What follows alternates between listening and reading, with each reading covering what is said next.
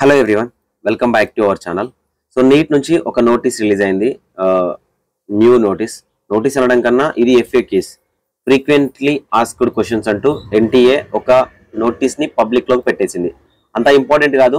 So WhatsApp గ్రూప్లలో and Telegram గ్రూప్లో share చేసిన తర్వాత కొంతమంది స్టూడెంట్స్ దీన్ని అడుగుతున్నారు, ఒకసారి ఎక్స్ప్లెయిన్ చేయండి అని. సో ఎక్స్ప్లెయిన్ చేస్తా. అంత పెద్ద ఇంపార్టెంట్ ఇన్ఫర్మేషన్ ఏం లేదు, మీరు చదువుకోవచ్చు, చాలా ఈజీగా అర్థమవుతుంది. సో చూడాలనుకుంటే వీడియోని చివరి దాకా చూడండి. నచ్చితే ఖచ్చితంగా లైక్ చేసి మీ ఫ్రెండ్స్కి షేర్ చేయండి. డిస్క్రిప్షన్లో టెలిగ్రామ్ ఛానల్ ఉంటుంది, జాయిన్ అవ్వండి. మీరు కాలేజ్లో జాయిన్ అయ్యేంత వరకు ఎలాంటి డీటెయిల్స్ ఉన్నా మనం ఒక డిస్కస్ చేద్దాం. ఛానల్ని ఖచ్చితంగా సబ్స్క్రైబ్ చేసుకోండి. సో NTA ఇప్పుడు రిలీజ్ చేయాల్సిన అవసరం ఏం లేదు. దీంట్లో పెద్ద అంత ఇంపార్టెంట్ ఇన్ఫర్మేషన్ లేదు. దాదాపుగా 37 క్వశ్చన్స్ తోని ఒక నోటీస్ ఇచ్చి లాస్ట్లో ఒక ఆన్సర్ చెప్పింది. ఏమైనా కావాలి డీటెయిల్స్ అనుకుంటే NTA అఫీషియల్ వెబ్సైట్ ని చూడండి అని చెప్పింది. ఇది ఒక్కటే ఇంపార్టెంట్. దీంట్లో మిగతా అన్ని కూడా ఎలాంటి ఇంపార్టెంట్ లేవు. సో ఏవైతే ఎలిగేషన్స్ వచ్చాయో ఇన్ని రోజుల నుంచి నీట్ ఎగ్జామినేషన్ మీద, వాటికి సంబంధించి క్లారిటీ ఇచ్చింది. What is national testing agency? So national testing agency అంటే ఏంటి? సో ఎప్పుడు నీట్ ని కండక్ట్ చేస్తుంది, అండ్ NTAనే నీట్ ఎందుకు కండక్ట్ చేస్తుంది అనే దానికి ఒక రిప్లై. అండ్ దాంతోపాటు results same. So neat examination ఎప్పుడు కండక్ట్ చేశారు, ఎప్పుడు రిలీజ్ చేశారు, అండ్ ఎన్ని లాంగ్వేజ్లలో కండక్ట్ చేశారు, ఎన్ని సిటీస్లలో కండక్ట్ చేశారు, సో ఏమేమి కోర్సులలో జాయిన్ అవ్వచ్చు, ఓకేనా? ఈ నీట్ స్కోర్ని యూజ్ చేసి ఏమేమి కోర్సులలో జాయిన్ అవ్వచ్చు, వెటర్నరీ సైన్స్ అని, నర్సింగ్ కోర్సెస్ అని, VCI అని, BVSC అని, ఇవన్నీ చెప్పారు. అండ్ రోల్ ఏంటి? సో నీట్ ఎగ్జామినేషన్లో NTA రోల్ ఏంటి? NTA ఎగ్జామినేషన్ కండక్ట్ చేయాలి, రిజల్ట్స్ ఇవ్వాలి, కేటగిరీ ప్రకారం ఆ స్టేట్లకు లిస్ట్ ఇవ్వాలి.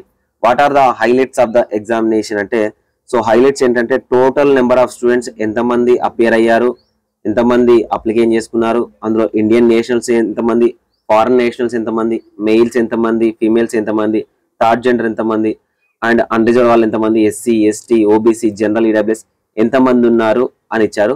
Is there any increase in the registration in the NEET UG 2024 compare to previous years? ఉంది.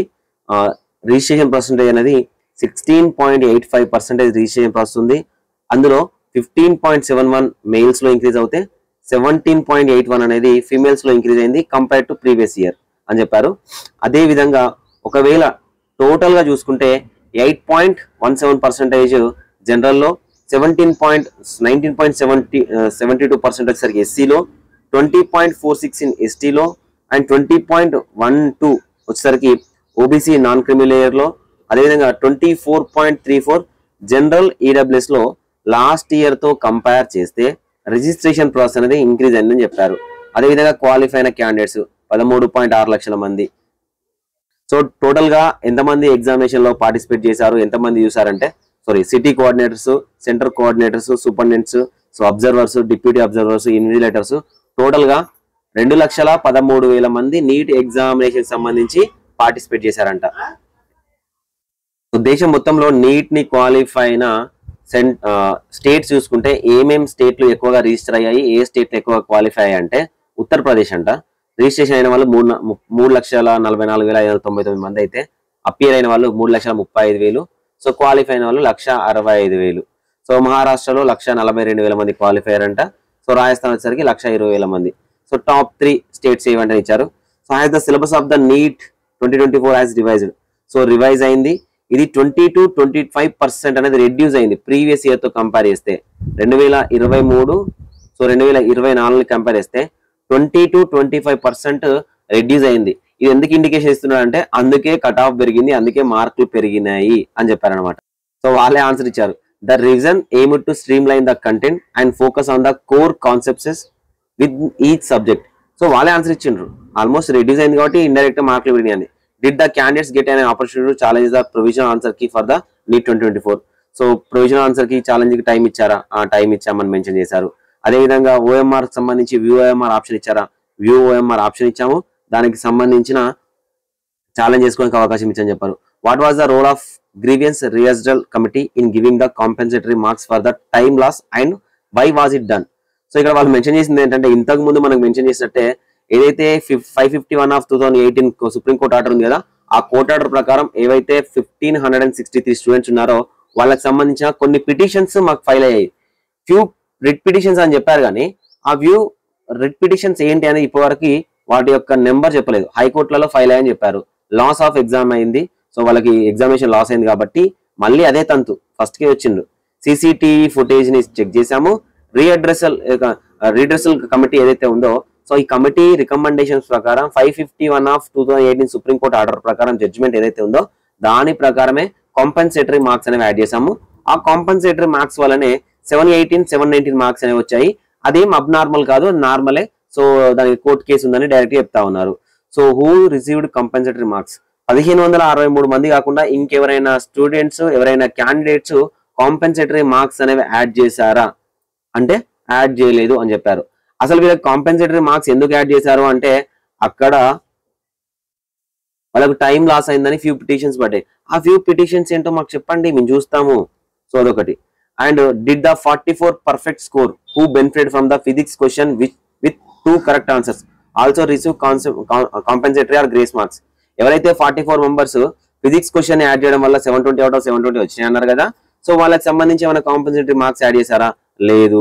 అసలు మీరు ఫిజిక్స్ క్వశ్చన్ ని ఎందుకు ఇచ్చారు అంటే, సో మేము రిప్రజెంటేషన్ 27,020 ఆన్సర్ కి ఛాలెంజెస్ వచ్చాయి.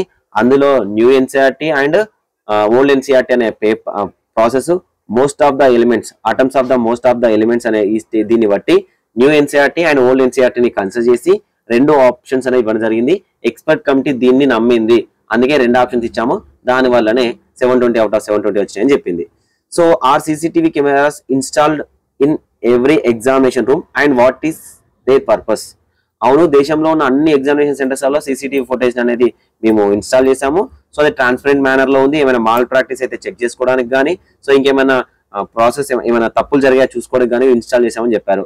What measures were taken by NTA to prevent mall practice during the examination? To prevent cheating, CCTV cameras installed and biometric verification done for the candidates, conducted to frisking at entry points, used the latest jammers to block electronic communication devices. So ఇది పనికిరాని question. Mall practice జరిగిందిరా బాబు అంటే centre లో ఎలాంటి mall practice జరగలేదు. బయట paper leak అయిన దాని గురించి మాట్లాడరా అంటే పేపర్ లీక్ అవ్వాలి అని చెప్పిండు. What action NTA is taking on unfair main cases? So total గా ఏమైనా అన్ఫైర్ మెయిన్ కేసెస్ జరిగాయి అంటే మాల్ ప్రాక్టీస్ లాంటివి కానీ, ట్యాంపర్ చేయడం కానీ, ఓఎంఆర్ కానీ అన్ఫైర్ కేసెస్ జరిగినాయి అంటే 63 జరిగినాయి. సో ఈ 63 స్టూడెంట్స్ ఎవరైతే ఉన్నారో వీళ్ళని డిబార్ చేశాము. ఇందులో 12 మందిని 3 సంవత్సరాలు డిబార్ చేశాము. ఇందులో 9 క్యాండిడేట్స్ ని 2 years డిబార్ చేశాము. ఒక క్యాండిడేట్ ని 1 year డిబార్ చేశాము. సో దాంతో పాటు 32 క్యాండిడేట్ సంబంధించి కమిటీ రిపోర్ట్ ఇచ్చిన దాని ప్రకారం వాళ్ళకి రిజల్ట్ ఇచ్చేసాము అని చెప్పడం జరిగింది. సో సేమ్ మార్క్స్ వచ్చిన వాళ్ళకి ఏం క్రైటీరియా యూజ్ చేశారు, ఆ క్రైటీరియా సంబంధించి ఒక పాయింట్ ఇచ్చాడు. సో కట్ ఆఫ్ ఎందుకు ఇంక్రీజ్ అయింది అంటే ఒక టేబుల్ వేసి ఇచ్చాడు. ఈ టేబుల్లో మనకు 58% ఓకేనా, 50% వస్తే క్వాలిఫైడ్ కదా టోటల్ మార్క్స్ లో. యావరేజ్ తీస్తే అంట 2020లోనైతే 297 ఉందంట, 2021లో 286 ఉందట, 2022లో 259 ఉందంట, 2023కి వచ్చేసరికి 279 ఉంది. ఆ యావరేజ్ మార్క్స్ అనే స్కోర్ అనేది 323కి వెళ్ళిపోయింది. అంటే చాలా మంది స్టూడెంట్స్ ఎక్కువ మార్కులు వచ్చినాయి, వాళ్ళకి ఎక్కువ మార్కులు వచ్చినాయి కాబట్టి. సో ఎందుకు వచ్చినాయి కూడా చెప్పిండు. Reduced syllabus, moderate difficulty level, increase number of aspirants and the fact that NEET UG allows multiple attempts could be some of the reason of high scores. NEET UG అనేది మల్టిపుల్ అటెంప్ట్స్ ఇస్తుంది అంటే dropper candidates ఎవరైతే ఉన్నారో వాళ్ళు ఉండడం వల్ల score అనేది increase అయ్యింది అని చెప్తున్నాడు. ఎందుకు ఇన్ఫ్లేషన్ ఉంది అంటే చాలా మంది స్టూడెంట్స్ ఈ సంవత్సరం వచ్చారు, చాలా మంది పార్టిసిపేట్ చేశారు, చాలా మందికి యావరేజ్ మార్క్స్ ఎక్కువ వచ్చినాయి, సిలబస్ రిడ్యూస్ అయింది. So more number of students ఉన్నారు, అదేవిధంగా మల్టిపుల్ అటెంప్ట్స్ ఇస్తున్నారు, వాళ్ళ వల్ల ఖచ్చితంగా వస్తుందని చెప్తా ఉన్నాడు. Why did a great number of candidates get full marks in the NEET UG 2024? దీనికి సంబంధించి కూడా చెప్పిండు. ఏం చెప్పిండు? 2023లో 20 లక్షల మంది రాస్తే 2024లో 23 లక్షల మంది రాశారు. So large number of pools అంటే లార్జ్ నెంబర్ ఆఫ్ లో స్టూడెంట్స్ పెరిగిపోయారు. మళ్ళీ చెప్పిందే చెప్తున్నాడు.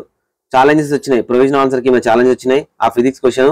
దాని వల్ల అవుట్ ఆఫ్ 67 క్యాండిడేట్స్ లో 44 క్యాండిడేట్స్ కి ఫిజిక్స్ క్వశ్చన్ వల్ల వచ్చింది, 6 క్యాండిడేట్స్ కి కాంపెన్సేటరీ మార్క్స్ వల్ల వచ్చింది అని చెప్తా ఉన్నాడు.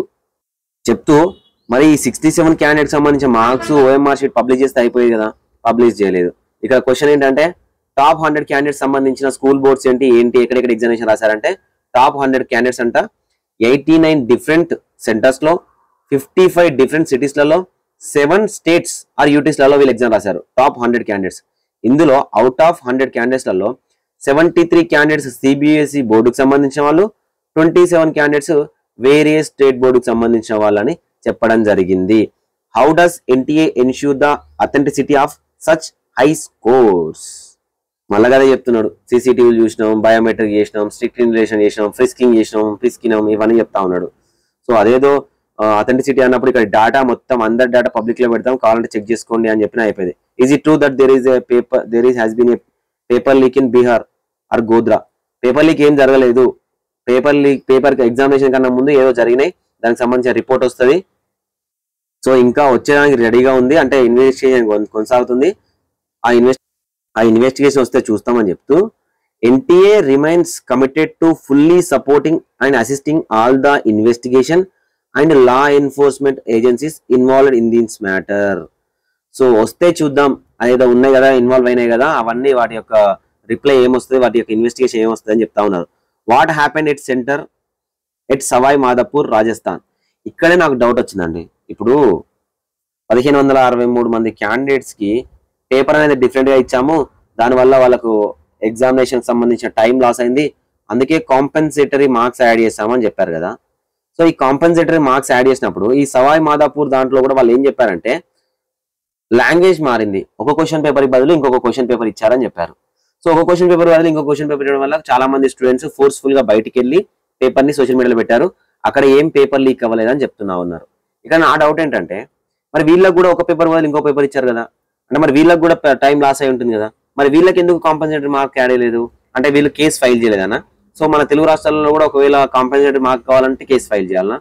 సో ఇది అర్థం లేనివి అన్నమాట. కాంపెన్సేటరీ మార్క్స్ యాడ్ చేయడం అనేది తప్పు, కంప్లీట్లీ తప్పు. వీళ్ళకి ఏం చెప్తున్నారా, వీళ్ళకి టైం ఇచ్చిరట, ఎగ్జామ్ రాయడానికి టైం ఇచ్చిరట. సో అదే వాళ్ళకు కూడా కాంపెన్సేటరీ మార్క్స్ ఏదైతే యాడ్ చేశారో, రిట్ ఫైల్ చేశారు కదా, వాళ్ళకు టైం ఇస్తే అయిపోయేది కదా అప్పుడే.